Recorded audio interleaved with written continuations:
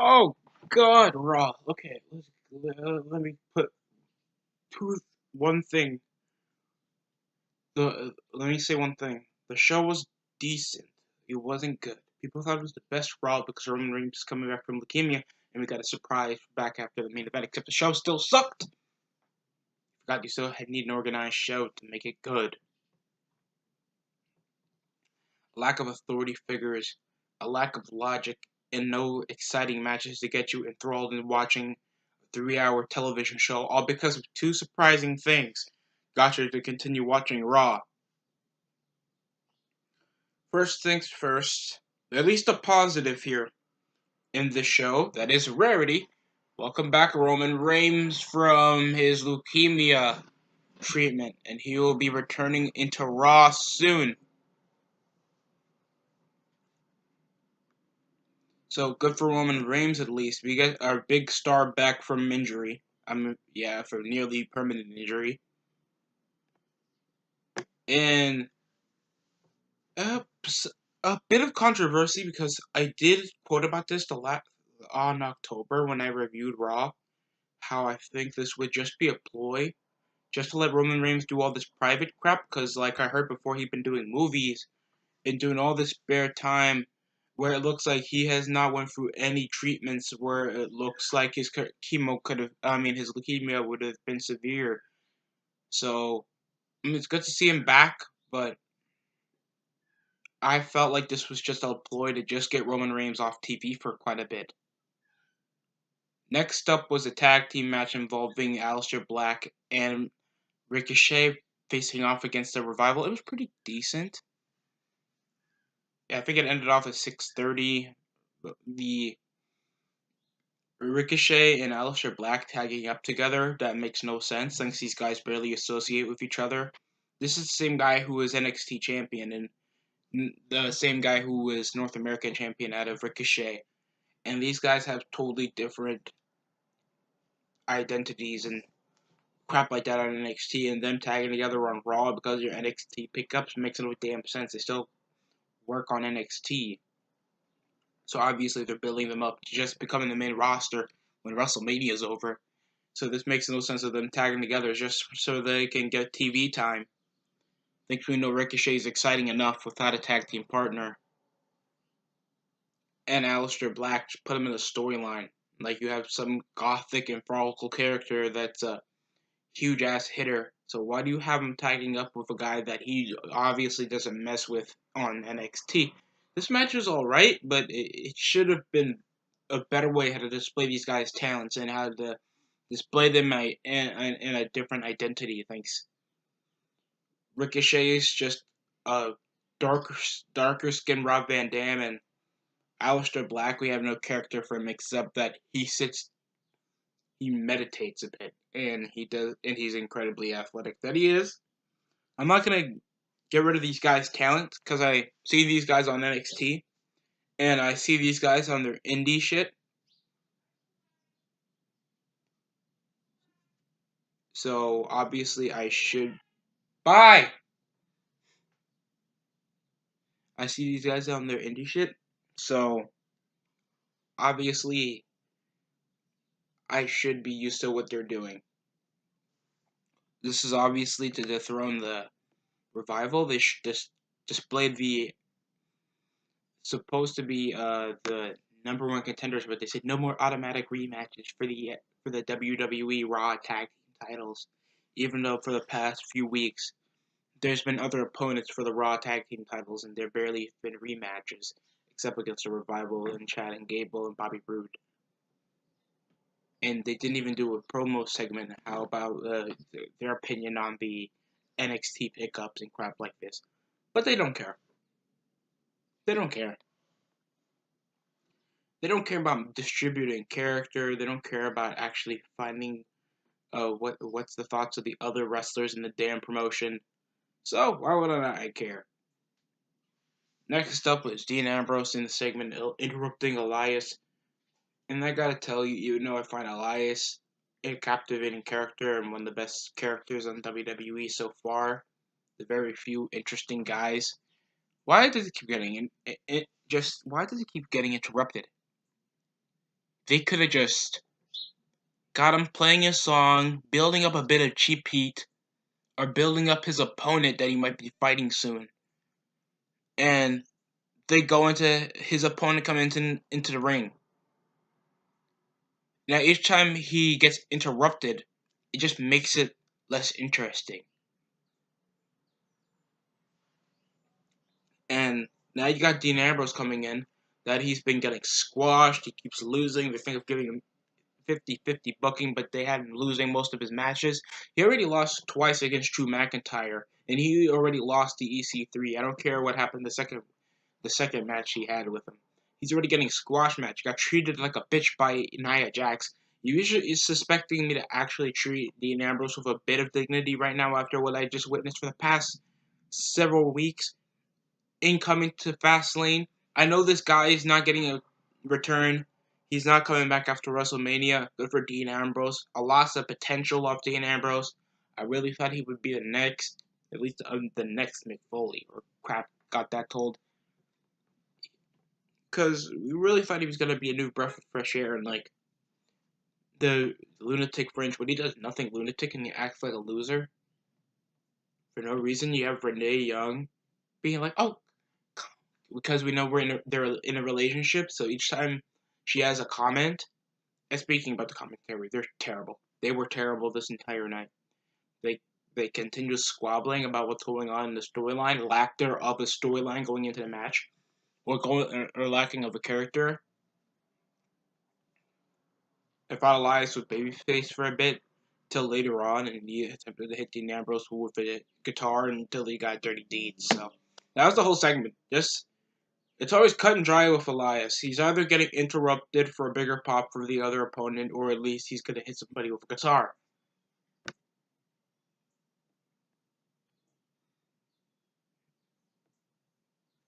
Next up was a handicap match. I kept distributing this as a fucking tag team match when a handicap match is literally you uh more than more opponents than you have. That's a handicap match. So it was Ronda Rousey facing off against Natalya against the Riot Squad. That's literally 3 other women against 2 women. It's not a tag team. It's a handicap match. They keep distributing it as such. Sorry about what's going on outside. I can't stop it. So, the, it's really bad when I have to be impatient and how the WWE obviously doesn't give a damn about how they want to build up their main event, because later on after the assault, after it was a decent match. It was not much. It was just Sarah Logan thinking that she's tough, of just rest spots. Ronda Rousey got a vicious high knee on Sarah Logan. Ruby Riott can barely wrestle. Plus, they're choosing. Why are they treating Ruby Riott like filler? For this entire time, the Riot Squad, they're supposed to be the next big thing. Unique, creative. She loses twice in a squash match back at the Elimination Chamber for the women's title. She was literally a filler opponent for Becky Lynch to assault for no reason to build up a feud that barely has a lot of build up. And they want Becky Lynch to. They keep saying Becky Lynch is the next Stone Cold Steve Austin. I get the heel look that they want, that she feels underappreciated. And other than that, that's not Steve Austin. And they try to rip her off getting arrested for assaulting a woman with a crutch. And by the way, they fucking produced a storyline with goddamn Becky Lynch with a crutch. Even though she was cleared to wrestle from a leg injury, she had the Royal Rumble. And then she suffered a fucking injury in a house show, and they made it goddamn canon into a storyline that she's having with Ronda Rousey. Becky Lynch, has been the hottest commodity for the women's division since SummerSlam, is now in this huge slump of her just having a fight with the McMahons and the women's champion, all because she's an idiot. She really has enough promo time to explain herself, and when it's just I don't trust you. She's just taking the backlash that she's getting fucked over by her own doing. And just getting assaulted. Then we had a backstage segment because Natalia got fucked up by Becky. And then fucking she came over, tried to ask Vince McMahon. Guess who came out? Stephanie McMahon. Was that interesting? Why is Stephanie only responsible for the women's division? Not why doesn't McMahon have most of the power to disagree with at least come in Ronda Rousey's face and disagree with her statement that they should get Becky Lynch back for the women's title? Thinks she kind of made it personal after assaulting her friend. I think that could have been interesting at least. Some logical reason why these women should have a match at the Royal Rumble, except for featuring Charlotte Flair while she's on SmackDown. She could obviously have a rematch for the women's title at Fastlane against Asuka. But I think they're doing something with Lacey Evans, even though Lacey Evans, earlier this night, because she had to do this on SmackDown and Raw, to continue strutting around the ramp and not having anything to say. She has nothing to say about the women's division. She has nothing to say about herself. They just keep letting her strut around the ramp, being like a fucking transgendered model. And I'm trying to be tolerant for the pickups that we had on NXT, because this was built up since fucking November. And I'm just getting no Laura Sullivan, no EC3, no promos by any of the upstanding talent that they signed. Lacey Evans has nothing to say or wrestle about. There's only Ricochet and Aleister Black for this, while, of course, Tommaso Ciampa and Johnny Gargano are still champions on NXT. That made a lot of sense. We don't rely on EC3. We can't rely on Lars Sullivan because he got fucked up a few months back. Lacey Evans already distributed that she's not that interesting of a character or captivating or at least can hang with even that fucking Natalia that's been here for over 10 years. So this segment completely just bored me because I feel like Ronda Rousey deserves better and deserves a better, interesting storyline. And it doesn't always have to be enthralling Charlotte or because she's like a bigger name. And they want her to have the right decision. So she left the women's title on the floor and it's like I think she just gave up. I would too on this women's division because it's obvious that they don't take this women's division seriously. At all. Still. Next up was Jinder Mahal. Oh, I forgot, folks. Even though his birthday was like days before Raw, Jinder Mahal is like, how come I wasn't invited to a birthday party that they barely showed backstage? No celebrations, no cameos coming backstage, no Booker T, no Arn Anderson. Oh, I heard he got fired. He got released. Also with TJP and other guys. At least not even a cameo by Arn Anderson, Triple H, Shawn Michaels, Chris Jericho. Oh, right, he's in AEW. Not even Hulk Hogan, Jim Ross. A lot of guys that associated with Ric Flair over the past couple of years. Of course, we had Ricky the Dragon Steamboat. Just not a lot of legends. They didn't care about the party that happened. Because the exciting, game-changing ending on Raw, Jinder Mahal wanted an opponent. So, what happened? He got Kurt Angle and lost clean with a simple angle slam. Kurt Angle still looks like he can still go, and I'm shocked when he was GM he never brung the WWE Universal title to himself, even though it looks like he can still be active. And at least he doesn't have to wrestle every fucking week. That's not what a champion is supposed to do. At least it looked like a big deal. Say stuff to make you feel like a big deal. Kurt Angle proved that before when he was with the WWE. And then when he come back, I thought he was going to become Universal Champion to at least make that belt have a bit of legitimacy being on the legend. But they didn't. So they made him face off against Jinder Mahal. A WWE champion. Getting pinned clean by an old man.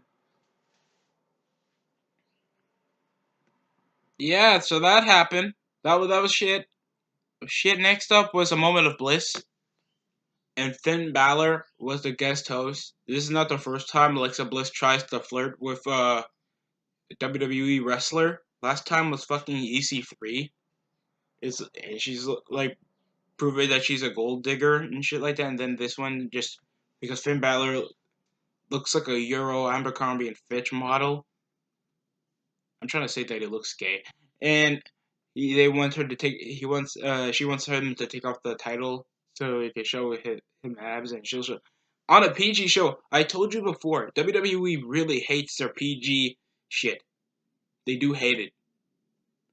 They know that they can do entertaining stuff, but they can't thanks they're limiting themselves into some market that obviously doesn't want wrestling that often.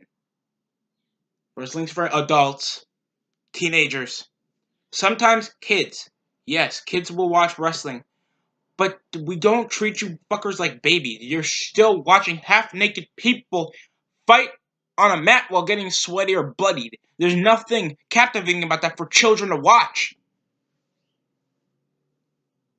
So yes, this was just to interrupt a segment involving Lio Rush, all because of what happened the previous week, where there was a tag team match where he lost against Ricochet, and I'm shocked that Lio Rush is still pissed off. I understand later in the night to try to build a bit of a relationship with Lio Rush and Bobby Lashley, even though he kind of fucked them over in a handicap match where Lashley had all the you know advantage in the world, thanks you were 2-1 for an Intercontinental title match come Elimination Chamber, and you still lost to Finn Balor. And I know, Smarks are building this, are so happy that at least Finn Balor holds a championship for over 24 hours after his last title reign when he was Universal Champion for the first time. So he was like, "I'm ready.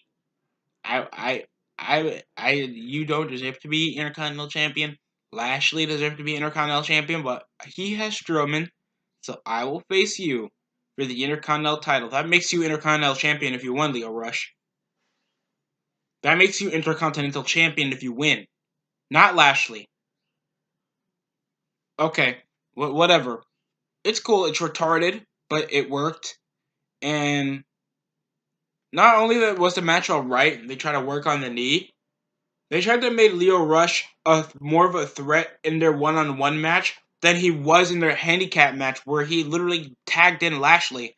So let me get you the inconsistency of this. Lio Rush, that was a manager, and proven to be just a flunky for Lashley to choose as a meat shield in their handicap match, and just to have uh, a near Intercontinental title losing match where he could have won if he worked on the leg more.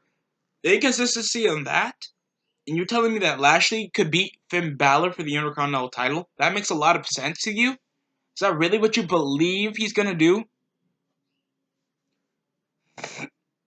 This was a stupid match. It made no sense. Lio Rush, he's an incredible wrestler. I've seen him before, back at Pro Wrestling Guerrilla and crap like that, and obviously he can wrestle. Just the way they're building him up, and the way they want him to be like an associate of Bobby Lashley, if he won the Intercontinental title, that could have been interesting, but the way that you're trying to make him weaker than Lashley, but he was close to putting down Finn Balor than Lashley ever could be for the past couple of weeks. Next Sunday is Fastlane, by the way. Next up was Lashley and Braun Strowman.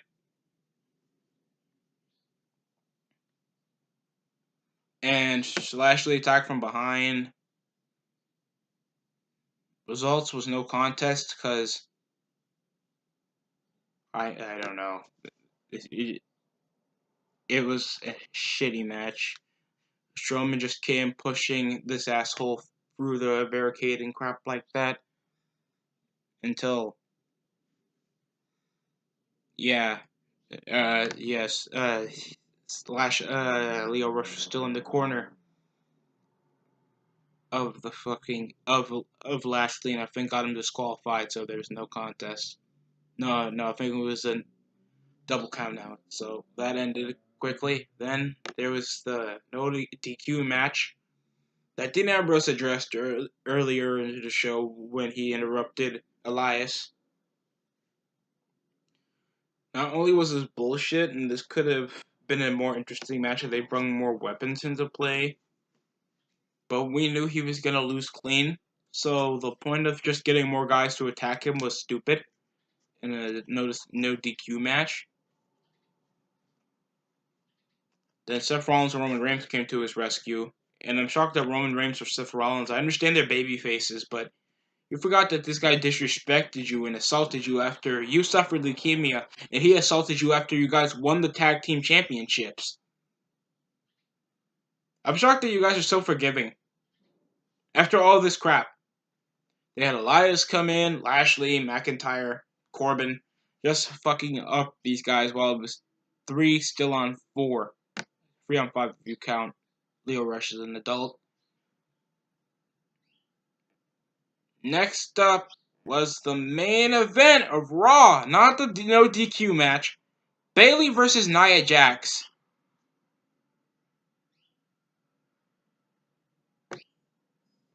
Bayley versus Nia Jax, the main event of Raw. They are technically women mid-carders right now, and you're telling me that's going to main event Raw? Not the no DQ match? It's technically Ambrose and McIntyre have been in the feud for quite a while. That's not your main event. It's an ODQ match. That's the biggest stipulation in the show. That's not your main event. But Bayley and Nia Jax never wrestled. You're retarded if you say that Bayley and Nia Jax never wrestled before. And I understand they're trying to build this up for a tag team title match with Tamina and Nia Jax against Bayley and Sasha. Just for Bayley to just pin Nia Jax clean. They're trying to build Nia as this game changer. She keeps getting fatter, less flexible in the ring. She can barely move or run the ropes. There's nothing powerhouse about her. She keeps losing to women like Bayley or Sasha Banks that she's been in a continuous feud with for the past 2 years. And you're telling me right now that over signing her, there's been nothing interesting about her except the women's title reign and that stupid bullying storyline she did with Alexa Bliss. That's how angry I am about this main event. People still think it's a good show. Oh, WWE really picked up the ball on this one. They're really building up. Batista's back. We got Roman Reigns back on leukemia. Back from leukemia. Yeah, the women's division looks stronger. Shut the fuck up. You obviously don't know what the fuck you're watching. This was a waste of my time. We still got Elias doing the same crap. Bobby Lashley traded weaker now than Leo Rush. The no DQ match was disappointing. I understand Dean Ambrose is leaving, but he has to be losing like a pussy-ass bitch. I could have had Edge forced to wrestle at the main event of SmackDown. He could have done, and it still won the damn match. Then we have Nia Jax losing clean to Bayley.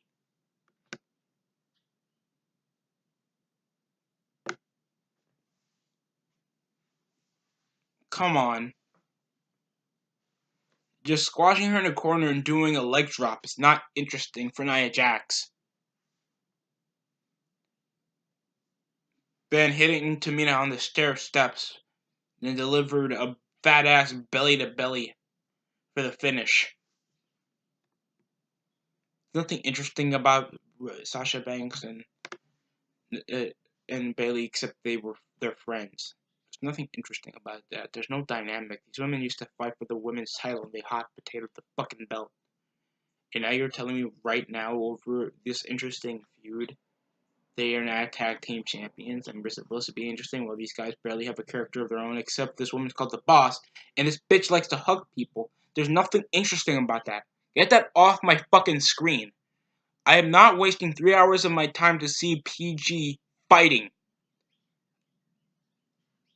If I see Dragon Ball Z and there's nothing life-threatening about the show, I'm automatically not hooked. I want to see something dangerous happen. I want to watch something fun. I want to watch something that can keep me in the edge of my seat. But this wants to keep me in the edge of my seat, then lift my ass up, go to the bathroom, buy some popcorns, and get the fuck home. Next up, the 70th birthday, Ric Flair. Blah, blah, blah. Yes, Batista came and surprised everyone because they're trying to make him feud with Triple H. All because he never beat him. Ever. I thought he would be a bit pissed off after his last time he came back on 2014, where he was rejected of a WWE title shot, and how they suspect him to get more over, Daniel Bryan to get more over than this guy when he won the Royal Rumble, and how that benefited him and Daniel Bryan, even though Daniel Bryan was of course injury prone. While Batista is healthy, he's obviously more popular. He is obviously much cooler, and now he's wearing a fucking nose ring looking like a fucking faggot. And he can obviously do whatever he wants because he was in the MCU. And yes, it was surprising. Yes, it took my attention away when, yes, he assaulted his own mentor out of Ric Flair. It was surprising, and this might go in for next week, but obviously I wanted a better show other than a good ending. It's surprising. It was good to see Sting. It was good to see a lot of legends come up. Shawn Michaels, a lot of other guys come and celebrate the birthday of Ric Flair, just for the shocking moment to become personal come WrestleMania. While we have Fastlane just a week away, this obviously should have been a better show, and they obviously have no other matches built up. We have nothing for the Universal Championship match. Thanks Brock Lesnar want to show up. The WWE title is supposed to be Daniel Bryan and Kofi Kingston. That's gonna get no buys. That's a SmackDown main event, not a Fastlane main event, bitch. Even though I hate Fastlane as a pay-per-view, it has no theme, it has no interest. Except it's a road to WrestleMania, get it? So they have something called Fastlane, so they're gonna be a fucking joke. And obviously because they have no other stars to make a good show. It's shown how they got Nia Jax and Bayley in the main event of Raw. You fucking idiots. You want to call it a good show. People be giving it 6 and 5 out of 10. This gets a 4. You get a good intro. You have a decent conclusion. You got no body to produce any sort of substance why I should go back on watch this Raw except the ending and the opening. At all. WWE really dropped the ball on this one. I thought this Raw was going to be decent because Roman Reigns was going to come from injury, and maybe Dean Ambrose would have something to say, at least for a final Raw for Dean Ambrose in WWE. Elias would have an interesting feud with somebody. I was expecting something different, but all I got was the same bullshit except Batista. And I love Batista, man. He's my favorite wrestler. But by God, this could have been a way better shit to see. Okay, thanks for watching.